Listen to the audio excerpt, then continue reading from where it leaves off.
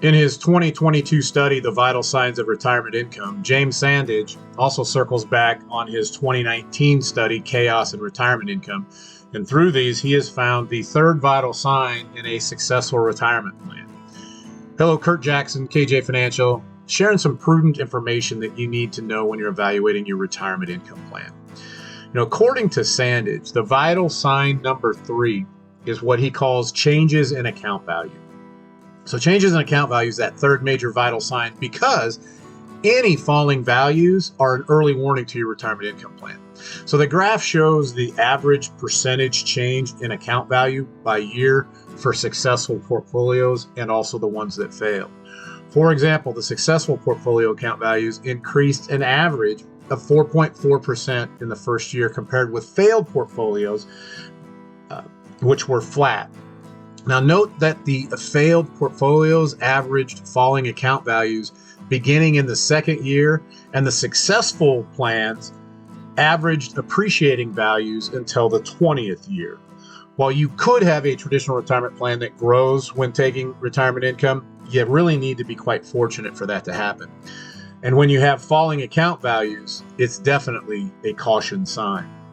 So this graph shows returns to the hypothetical scenario with the bars showing the percentage change in account value from year to year.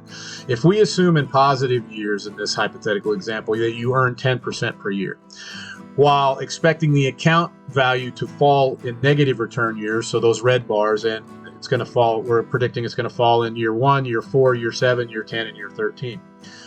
But note that the changes in positive years, especially following negative years. Okay, so let's focus on that. So the change in account value was 2.9%, 2.1%, and 1% following the first 3 negative return years.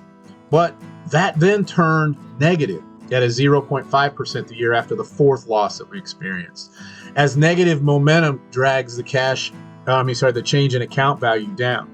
And so falling account values in general are a warning sign, especially when your balances are falling during positive return years.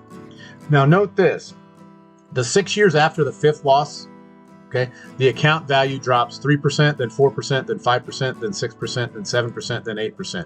And then it accelerates, okay, dropping 11%, then 14%, then 18%, then 24%, then 36%, then 63%, and then 100% drop, okay? And meanwhile, you were earning 10% in each of those years. Now, the accelerating declines after that 5th loss are what we would call a caution sign. A 10% drop, if you suffer that, is a threshold value, kind of worried about what's going on. And if you exceed negative 10%, that is a major warning sign. This graph shows how often historical portfolios fell 10%. If that's what we're focused on, if that's a threshold, and exceeding that's a major warning sign, it's important to focus on that. What percentage of those failed once they suffered a 10% loss? For example, 12 portfolios fell 10% in the first year, with 50% of those running out of money. The portfolios with 10% declines peaked in the 22nd year. Now, the declining numbers after that are partly due to survivor bias, because portfolios that had run out of money by then were then no longer part of the calculations. Here's something to really think about. The overall failure rate for portfolios that experienced a 10% decline in account values was 71%.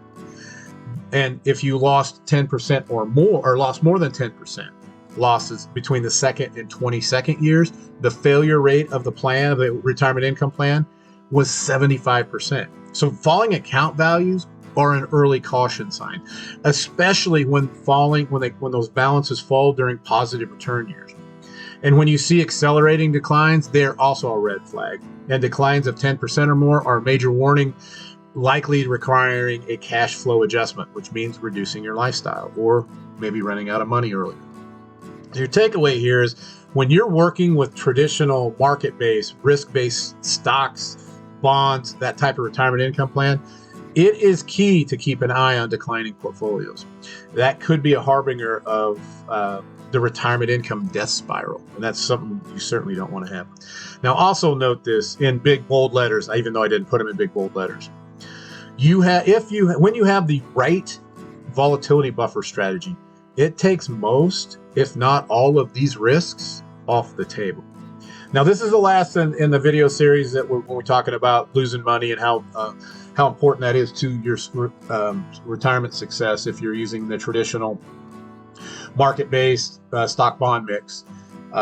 This is the last video of that series, but if you want to check out our next series, we're going to start talking about taxes in retirement, which is a topic that most people don't understand and really want to know more about.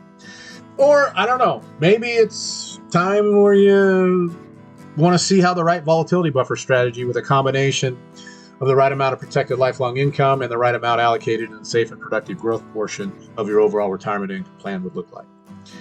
If you think that's time to do that, go to www.bookkurtnow.com. You'll see 3 calendars there. Click on the discovery call calendar, find a time where you're available. If you're married, we should include your spouse on that. We'll do a 30-minute, no cost, no obligation discovery call where we'll explore what the right volatility buffer strategy could look like for you in your retirement years. Thanks for tuning in.